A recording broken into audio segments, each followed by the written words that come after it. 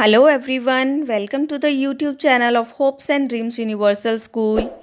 Subscribe our channel and press the bell icon button to get the notification of our new videos. Thank you.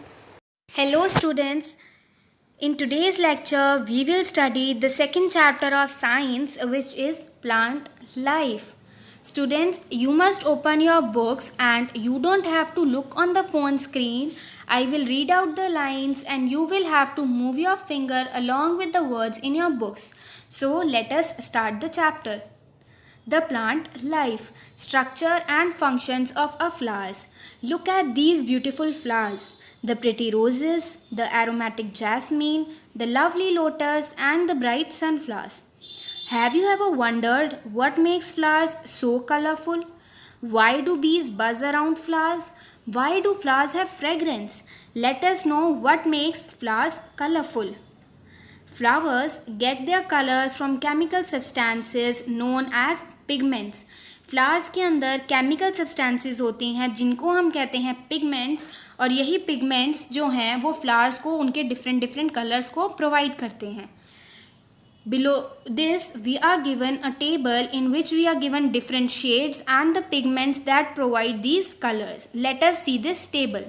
Shades of pink to purple, anthocyanin. Shades of pink to purple कौन सा pigment देता है? Anthocyanin. Shades of red and orange is given by pigment called carotenoid.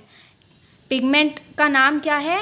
Carotenoid. And shades of yellow is given by xanthophylls and flavons. And to the right of this table we are given that white flowers have no pigments. White flowers के अंदर कोई भी pigments present नहीं होते. This is the world's largest flower. Largest flower in the entire world is Rafflesia. The size of this flower is equal to that of a wash tub. And to the right of this we are given the world's smallest flower, and the name of the flower is Wolffia. Its size is almost equal to size of a sesame seed. Students, ये इतना ज़्यादा छोटा होता है size में कि इसका size बिल्कुल एक सीसेम सीड के जितना होता है. So let us move to the next topic, parts of flower. A flower is the most beautiful part of a plant. It produces fruits containing seeds. These seeds produces new plant. So we can say that the flower is the reproductive part of plant. एक plant के अंदर उसका सबसे सुंदर part कौन सा होता है? फ्लावर. और जो फ्लावर है वही आगे चल के फ्रूट को प्रोड्यूस करते हैं. फ्रूट्स को फ्लावर्स ही बनाते हैं, और फ्रूट्स के अंदर क्या होते हैं? सीड्स. और ये सीड्स क्या करते हैं? नए प्लांट्स बनाने में हमारी हेल्प करते हैं. तो इसीलिए हम लोग कह सकते हैं कि जो फ्लावर है वही प्लांट का रिप्रोडक्टिव पार्ट है. The main parts of a flower are pistil, sepal, petals and stamen. तो चलो देखते हैं हम लोग प्लांट के डायग्राम के थ्रू कि क्या क्या फंक्शंस होते हैं सबके. Petals are often brightly colored in many different shapes and sizes. They protect the reproductive parts of a plant. जो पेटल्स होती हैं उनका अलग अलग कलर होता है, अलग अलग शेप होती है और अलग अलग साइजेस होते हैं. और इनका मेन फंक्शन क्या होता है कि जो फ्लावर के रिप्रोडक्टिव पार्ट्स हैं उनको प्रोटेक्ट करके रखते हैं. Pistil, it is the female reproductive part of plant. Female reproductive part plant का कौन सा है? Pistil. Stamen is the male reproductive part of flower. Sepals are the outer green parts. They protect a flower in the bud stage. Students, what is bud stage? जब flower की सारी petals अच्छे से नहीं खुली होती और वो एक छोटा सा फ्लावर होता है बिल्कुल बंद सा, तो उसको जब उस कंडीशन में प्रोटेक्ट करना होता है तो उनको प्रोटेक्ट करने का काम कौन करते हैं? सेपल्स. और सेपल्स का कलर क्या होता है? Green. So let us move to the next topic. Reproductive parts of a flower. Pistil consists of 3 parts: stigma, style and ovary. Pistil जो फीमेल रिप्रोडक्टिव पार्ट होता है उसके 3 पार्ट्स होते हैं: stigma, style and ovary. The ovary contains small round egg like structure called ovules. Ovary के अंदर छोटे छोटे राउंड एग लाइक स्ट्रक्चर्स होते हैं जिनको हम क्या बोलते हैं? ओव्यूल्स. एंड स्टेमन को देखते हैं अब हम. स्टेमन consist of 2 parts, anther and filament. The anther produces hundreds of very small particles called pollen. Let us see how reproduction starts. Pollination. The process of reproduction starts with the transfer of pollen to stigma. The transfer of pollen from the anther to the stigma is called pollination. जो plants के अंदर reproduction का process होता है उसका first step क्या होता है? पॉलिनेशन होता है. और पॉलिनेशन क्या होता है? पॉलिनेशन वो प्रोसेस है जिसके अंदर जो पोलन है जो कि एंथर के पास था वो एंथर से स्टिग्मा के ऊपर जाए, इस प्रोसेस को हम लोग कहते हैं पॉलिनेशन. नेक्स्ट पेज पे स्टूडेंट्स हमको पॉलन का एक जूम्ड इन डायग्राम दिया हुआ है, मैग्नीफाइड डायग्राम दिया हुआ है, और उसके बाद हमारा टॉपिक है kinds of pollination. Pollination is of two kinds. Pollen may be transferred from the anther to the stigma of same flower. जो पोलन है वो एक ही फ्लावर के एंथर से एक ही फ्लावर के स्टिग्मा पे चला जाएगा, सेम फ्लावर पे चला जाएगा. ये होता है first type. And the second type is pollen may be transferred from the anther of one flower to the stigma of another flower.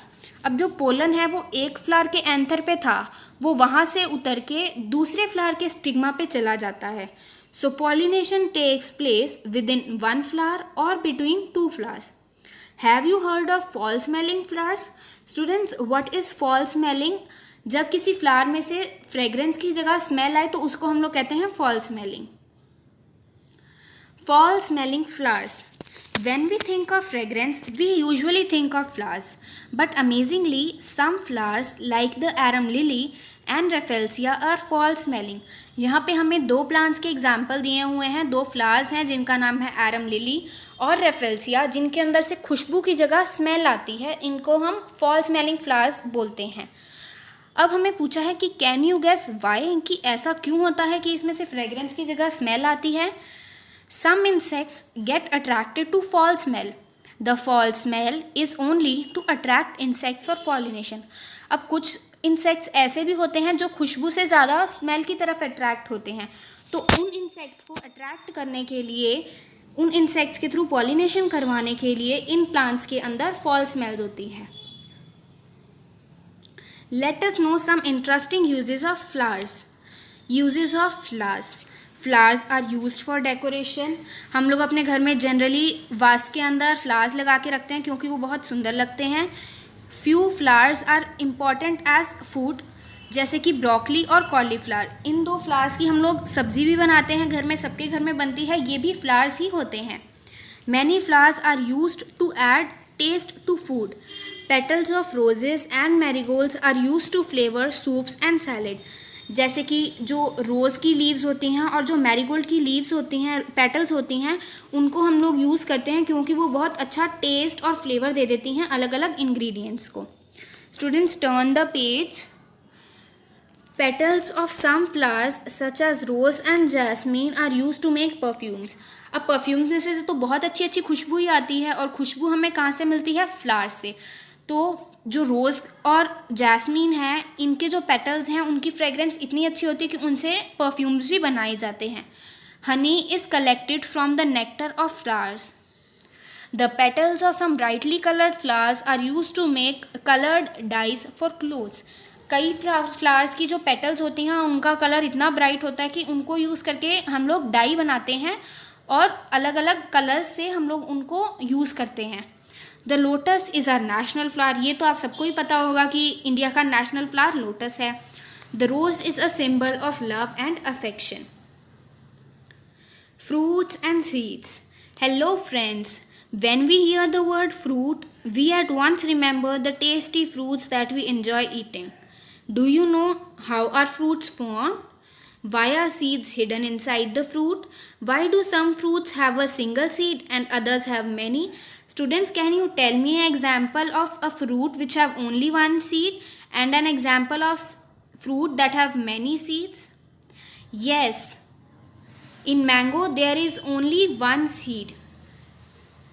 Read ahead to find the answers of these questions. तो अब हम लोग आगे चलते हैं और ऊपर दिए हुए 3 क्वेश्चंस के आंसर्स को देखते हैं. Fruits come in a colourful variety of shapes, colours and sizes. जो फ्रूट्स हैं, सब बहुत सारे फ्रूट्स आते हैं, सबकी शेप अलग अलग होती है, सबका कलर अलग अलग होता है और सबकी साइज़ भी अलग अलग होते हैं। यहाँ पे हमें एग्जांपल में फ़ोटोज़ दे रखी हैं apple, banana, pomegranate, orange, mango, guava, pineapple, grapes, strawberry, peach, mulberry, papaya and watermelon. अब आप देखेंगे ये सारे जो फ्रूट्स हैं इन सब का शेप, साइज, कलर सब कुछ अलग अलग है। किसी के अंदर 1 सीड है, किसी के अंदर मैनी सीड है। Now let us find out how fruits and seeds are formed. Turn the page students. Formation of fruits and seeds. After pollination and fusion, most of the flower parts wither away and drop off except for the ovary. अब जब pollination हो जाती है और fusion हो जाती है उसके बाद क्या होता है कि जो फ्लावर के मोस्टली पार्ट्स होते हैं वो विदर अवे हो जाते हैं या ड्रॉप ऑफ हो जाते हैं, मतलब कि झड़ जाते हैं, उतर जाते हैं, एक्सेप्ट ओवरी के। ओवरी लगी रहती है। Inside the ovary the ovule start developing into seed. अब हमने पीछे पढ़ा था कि ओवरी के अंदर छोटे छोटे एग शेप्ड होते हैं, ओव्यूल्स बोलते हैं जिनको हम। जो ओव्यूल्स होते हैं वो सीड्स के अंदर कन्वर्ट होने शुरू हो जाते हैं। The ovary then enlarges and becomes a fruit. जैसे जैसे अंदर ओव्यूल्स बड़े होते हैं, सीड्स में कन्वर्ट होते हैं, वैसे ही जो ओवरी भी है उसका भी साइज एनलार्ज हो जाता है, बड़ा हो जाता है और वो फ्रूट के अंदर कन्वर्ट हो जाता है। अब नीचे हमें एक डायग्राम दिया है जिसके अंदर स्टेप 1 के अंदर दिखाया हुआ है एक flower after pollination. In the second step जो उसके पेटल्स हैं वो विदर अवे हो रहे हैं, वो हट रहे हैं, गिर रहे हैं। थर्ड स्टेप के अंदर ओवरी बिगिंस टू स्वेल। जो ओवरी है उसका साइज बड़ा होने लग जाता है और जो उसके अंदर प्रेजेंट ओव्यूल्स होते हैं वो डेवलप हो जाते हैं सीड्स के अंदर, और जो पेटल्स हैं वो भी गिर जाती हैं, दे ड्रॉप ऑफ। फिर फोर्थ स्टेप के अंदर seed develop inside the fruit and the fruit grows bigger. Seeds बन जाते हैं और जो फ्रूट है उसका साइज बड़ा हो जाता है। Seeds inside fruits. Seeds are hidden inside the fruits for their protection. जो सीड्स हैं वो फ्रूट के अंदर इसलिए छुपे रहते हैं ताकि वो प्रोटेक्टेड रहें। Here are some fruits with seeds hidden inside them. अब नीचे हमें जो एग्जाम्पल्स दिए हुए हैं इन सब के अंदर जो इनका सीड है वो फ्रूट के अंदर छुपा रहता है। Pomegranate, watermelon, peach, papaya, orange, mango, guava and apple. So we can say that fruits are nothing but protective packages of seed. We have seen fruits with seeds inside them. But surprisingly, do you know that there are certain fruits with seeds outside them? अब हमने यहाँ पे ये तो देख लिया है कि इतने सारे फ्रूट्स हैं जिनके अंदर जो सीड्स हैं वो अंदर छुपे हुए हैं, पर ऐसे भी कुछ फ्रूट्स हैं जिनके अंदर जो सीड्स हैं वो फ्रूट के भी बाहर मिलते हैं, जैसे कि unusual fruits. In strawberry and cashew nut the seeds are outside. आपने देखा होगा स्ट्रॉबेरी के ऊपर छोटे छोटे से दाने से लगे होते हैं, वो स्ट्रॉबेरी के सीड्स होते हैं, और कैशूनट के अंदर भी सीड्स बाहर ही होते हैं। Nuts are nothing but nutritious seeds. जो हम लोग नट्स खाते हैं, ड्राई फ्रूट्स खाते हैं, वो कुछ और नहीं, न्यूट्रिशियस सीड्स ही होते हैं। ऐसे सीड्स होते हैं जिनके अंदर न्यूट्रिशन होता है। Which is more sugary, strawberry और lemon? Even though a lemon is sourer than a strawberry, there is more sugar content in a kilogram of lemons than in a kilogram of strawberries. अब हमसे कोई पूछे कि strawberry और lemons में से कौन सा ज़्यादा मीठा होगा तो हम लोग कहेंगे स्ट्रॉबेरीज, बट ऐसा नहीं है। अगर हम लोग 1 kg स्ट्रॉबेरी और 1 kg लेमन लेंगे तो इन दोनों में से ज़्यादा शुगर का जो कंटेंट है, ज़्यादा अमाउंट ऑफ शुगर जो है वो लेमन के अंदर मिलती है। The most widely cultivated fruit in this whole world is apple. ऐसा कौन सा फ्रूट है जो वर्ल्ड के अंदर सबसे ज़्यादा ग्रो किया जाता है? वो है Apple. Why do some fruits have only 1 seed while some have many? अभी हमने पीछे क्वेश्चन देखा था कि कुछ प्लांट्स के जो फ्रूट्स होते हैं उनके अंदर एक ही सीड होता है और कुछ के अंदर बहुत सारे होता है। तो अब हम देखते हैं कि इसका रीज़न क्या होता है। So now let us see fruits with 1 seed. Fruits such as mango and peach have only 1 seed. They are covered by a very hard shell. So these fruits are eaten and the seeds are discarded. अब mango और peach हम सब ने ही खाया है। अब हम लोग देखते हैं कि इन दोनों ही फ्रूट्स के अंदर सिर्फ सिंगल सीड होता है, और जो सीड होता है वो इतना हार्ड होता है कि हम लोग उसको खा ही नहीं सकते।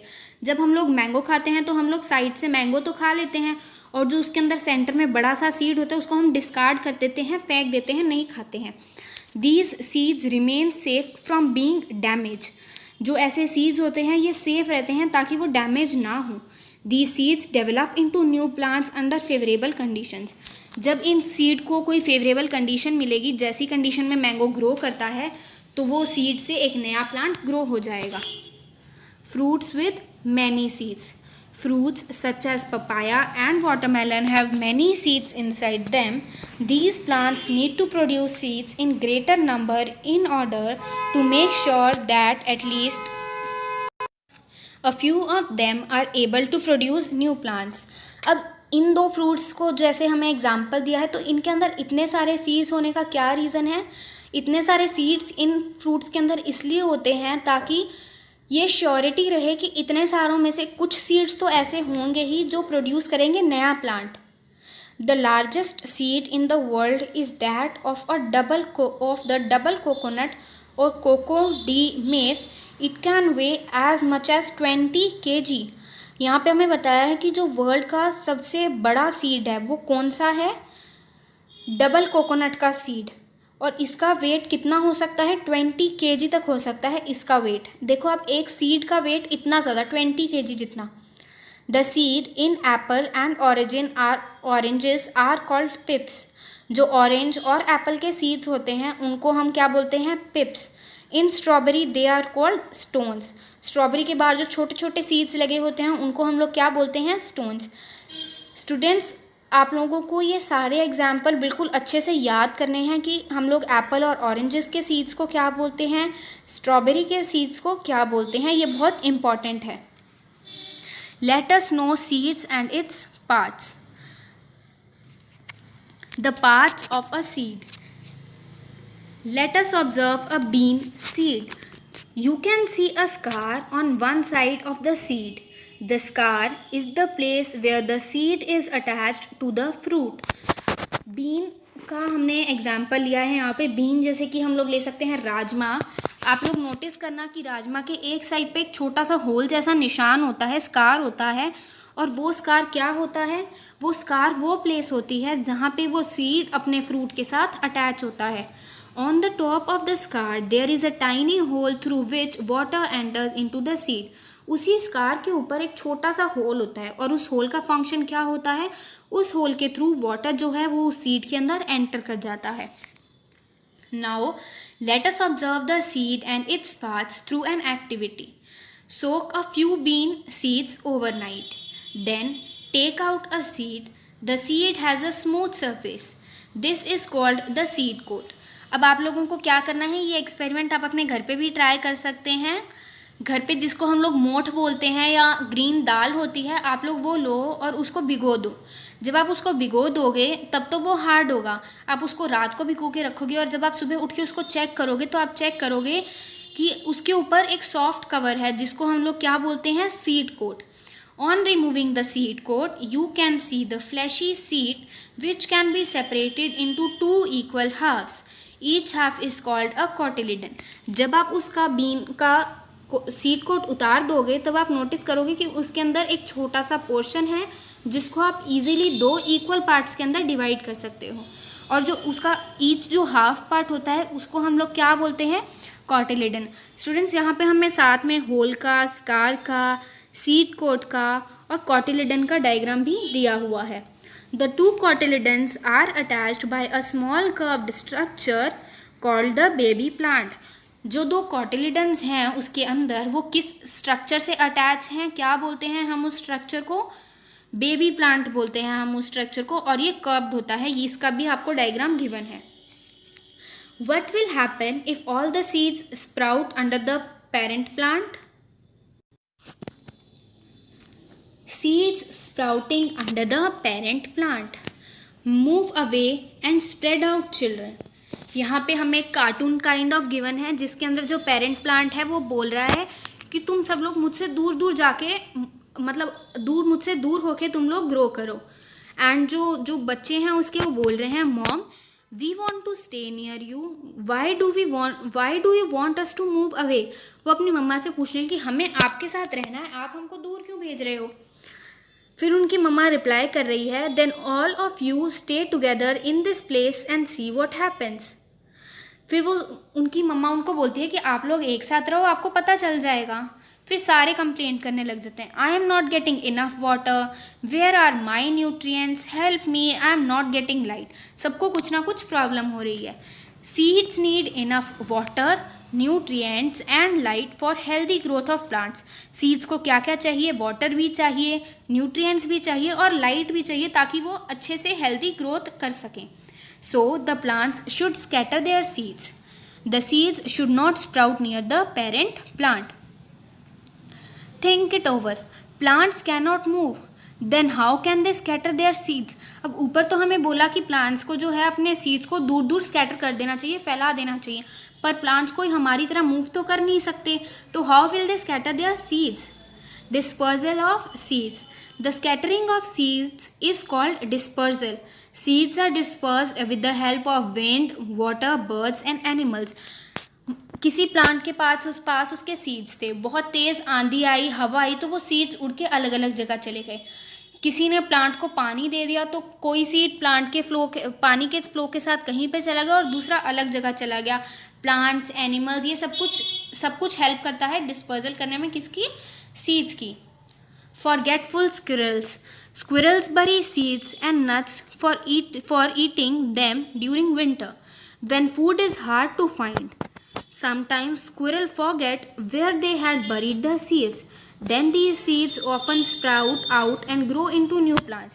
अब यहाँ पे क्या बताया है कि जो स्क्विरल्स हैं वो क्या करती हैं कि गर्मियों के अंदर ही अपने लिए जो सीड्स और नट्स हैं वो छुपा के रख लेती हैं, क्योंकि उनके पास सर्दियों में खाने के लिए फूड कम होता है, उनको सर्दियों में खाना कम मिलता है। और कई बार क्या होता है, वो सीड्स को छुपा तो लेती हैं और बाद में वो भूल जाती हैं कि उनका वो फूड गया कहाँ। तो जो ऐसे करके वो अपने सीड्स को छुपाती हैं, यही सीड्स जो हैं उनको नहीं मिलते हैं बाद में, और इन्हीं से नए प्लांट्स ग्रो हो जाते हैं। Dispersal of seeds by ants. In addition to birds and animals, ants also help in dispersing the seeds. An ant carries the seeds to its nest. On the way, the seeds may fall out and sprout. So here is one more way how the seeds may spread. Ants also play an important role in the dispersal of seeds. Let us see how dispersed seeds develop into young plants. Germination of seeds. After the dispersal of seeds, if the conditions are suitable, the seeds start to sprout into young plants. अब seeds का dispersal हो गया, अगर जो condition उनको चाहिए, favorable है उनके लिए, तो वो young plant के अंदर grow करना शुरू कर देते हैं. The process of the seed developing into a young plant under favorable condition of air, water and temperature is called germination.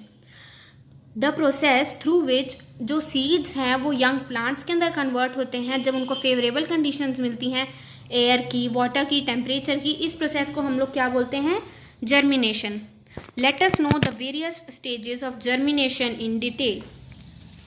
Stages of germination. First stage is formation of root. First, a root comes out from the baby plant. This root is called radicle. First step के अंदर जो baby plant होता है उसके through एक root निकलती है और इस रूट को हम लोग बोलते हैं radical. The second step is formation of shoot. This is followed by a shoot which grows upwards. This shoot is called the plumule. जब आप वो एक्सपेरिमेंट ट्राई करोगे जो अभी हमने पीछे पढ़ा है, तो आप लोग देखोगे कि जो होल होता है उस सीड के अंदर, उसके अंदर से दो पार्ट्स निकलते हैं. जो पार्ट ऊपर को निकलता है उसको हम लोग बोलते हैं प्लूम्यूल, जो कि आगे चल के शूट में कन्वर्ट हो जाता है, और जो पार्ट नीचे की तरफ निकलता है उसको हम लोग बोलते हैं रेडिकल, और जो रेडिकल है वो कन्वर्ट हो जाता है रूट के अंदर. Students, here I am giving you an easy trick to remember कि रेडिकल और रूट को क्या बोलते हैं और शूट और प्लूम्यूल कैसे रिलेटेड हैं. देखो, आर से रूट और आर से रेडिकल, तो ये दोनों सेम हुए. आर से रूट, आर से रेडिकल, सेम. और जो 2 बचे शूट और प्लूम्यूल वो एक ही चीज़ के नाम है। तो आगे चलते हैं हम लोग थर्ड स्टेप पे, formation of leaves. As the plant grows in size, it develops leaves. This baby plant gets the food from its cotyledons. जैसे जैसे प्लांट की ग्रोथ होती रहती है, वो साइज में बढ़ता रहता है, उसके ऊपर लीव्स भी आ जाती हैं। जो बेबी प्लांट है उसको फूड कहाँ से मिलता है? कॉटिलेडन से। And the fourth step is the new plant.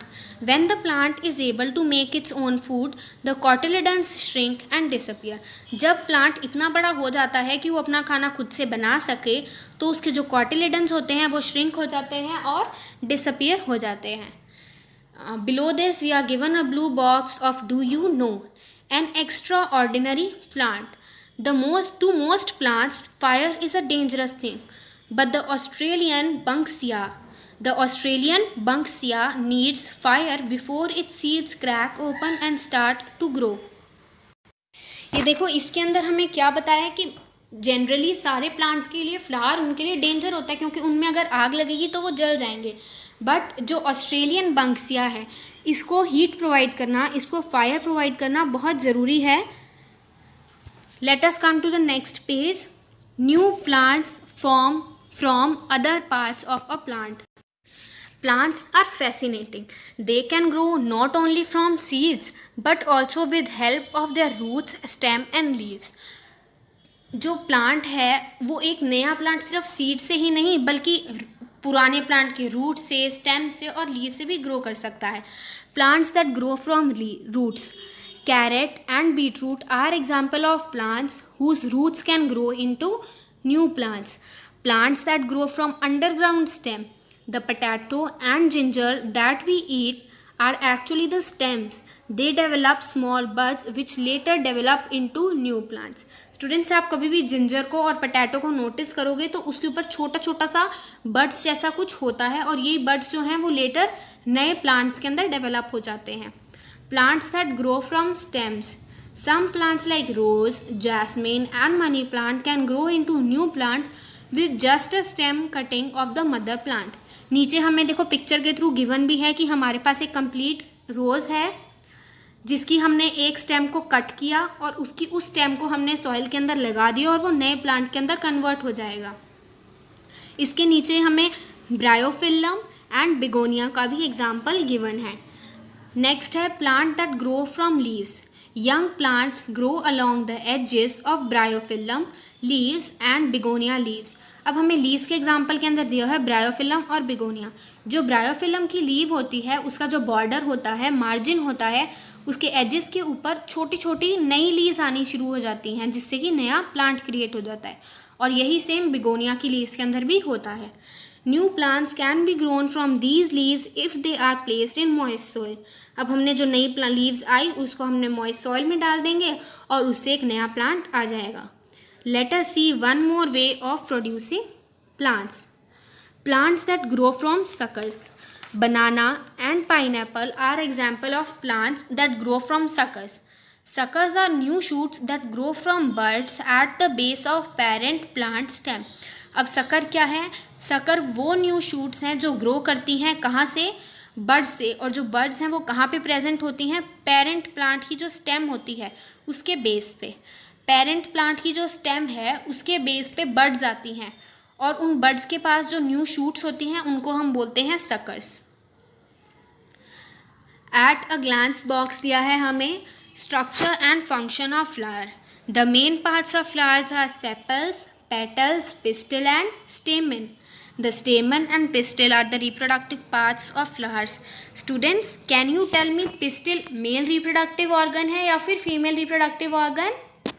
Yes, pistil is the female reproductive organ and stamen is the male reproductive organ. Transfer of pollen grains from anther to stigma is called pollination. Students, you have to learn the definition of pollination very properly and correctly. Fruits and seeds. Fruits are the protective packages of seeds. To prevent overcrowding of plants, the seeds should be scattered. The scattering of seeds or fruits is called dispersal. Seed dispersal is carried out by wind, water, birds and ants. Students हमने इन चारों के अलावा 2 examples और भी पढ़े थे, वो क्या क्या थे? Through squirrels and ants. The process of the seed developing into a young plant under favorable conditions of air, water and temperature is called germination. Students ये जो germination की जो डेफिनेशन है ये भी बहुत इंपॉर्टेंट है, आप इसको भी अंडरलाइन कर लीजिए और इसको भी बहुत अच्छे से याद करना है. Let us come to the word search. Fragrance, a pleasant or sweet smell. अच्छी सी खुशबू को हम लोग बोलते हैं fragrance. Reproductive, the process of reproducing. Transferred, move someone or something from one place to another. जब हम किसी चीज़ को या किसी को एक जगह से दूसरी जगह पर लेके जाते हैं उसको हम बोलते हैं transferred. Scatter, throw in various random directions. जब हम किसी भी चीज़ को अलग अलग रैंडमली, फिक्स्ड नहीं होता, किसी भी डायरेक्शन में फेंक देते हैं उसको हम लोग बोलते हैं scatter. Besides growing from seeds, some plants can grow from other parts of plants. यहाँ पे हमने ये सारा कुछ पीछे कवर कर लिया है, अब हम इसको रिकॉल करते हैं. अंडरग्राउंड स्टेम के एग्जाम्पल्स हमने कौन कौन से पढ़े थे? Potato and ginger. रूट से carrot and beetroot. Leave से ब्रायोफिलम एंड बिगोनिया. सीड से beans and tomato. Stem cutting से रोज एंड जैस्मिन. और लास्ट सकर से banana and pineapple. Students, this flow chart is very important, you should learn it. A fruit that made a scientist. One day, a 23-year-old student was sitting under an apple tree and studying. एक बार एक 23-year-old student एक Apple tree के नीचे बैठा था और पढ़ रहा था. Suddenly, an apple fell on his head. He wondered why the apple fell down. He became curious to know the reason for this. अब एकदम से उसके सिर के ऊपर उस एप्पल ट्री से एक एप्पल गिर गया. फिर वो सोचता है कि एप्पल नीचे ही क्यों गिरा, और ये सब कुछ जानने के लिए वो बहुत क्यूरियस हो गया, बहुत एक्साइटेड हो गया इसका रीज़न जानने के लिए. He found out that the apple fell down because of the pull of the earth called gravitational force. उसको इतनी क्यूरियोसिटी हो गई थी कि वो जानता है और उसको पता चलता है कि जो एप्पल है वो ट्री से नीचे इसलिए गिरा क्योंकि द ग्रेविटेशनल फोर्स लग रहा था उस पर. जो अर्थ के डायरेक्शन में फोर्स लग रहा था उसको हम लोग बोलते हैं ग्रेविटेशनल फोर्स, और उसी फोर्स से अट्रैक्ट होकर वो एप्पल ट्री से नीचे गिरा. Similarly all other objects also fall down due to gravitational force. Do you know who the young man was? Students, क्या आपको पता है कि वो कौन सा यंग मैन था? इनके बारे में तो आप सभी ने सुना होगा. The young man was none other than the great scientist sir Isaac Newton. Thus, a fruit made him a scientist. So students, this was all about our chapter and I hope आप सबको ये chapter अच्छे से समझ आया होगा and thank you.